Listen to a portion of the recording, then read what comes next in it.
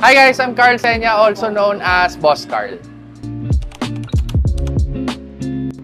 Pambata.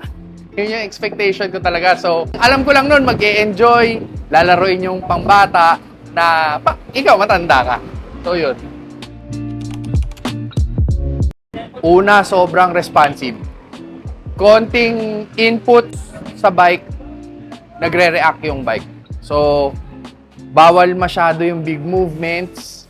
And pinaka first impression ko, malakas yung motor. Nagmomotor ako every now and then, pero iba yung nasa track. Pag nadadaya mo siya, like napagsasabay mo, nagwawabol ka agad yung motor.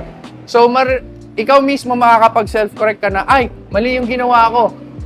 So, nagmamadali ako, dinadaya ako, back to basics.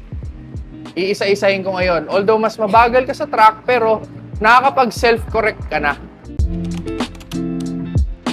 Definitely, beginners, this is a very good foundation. For experienced riders, ito yung magpapapino nung kilos nyo sa motor. If you can, buy one. Sure ako mag-e-enjoy ka. Mali. Sure ako mag-e-enjoy yung anak mo, pati ikaw.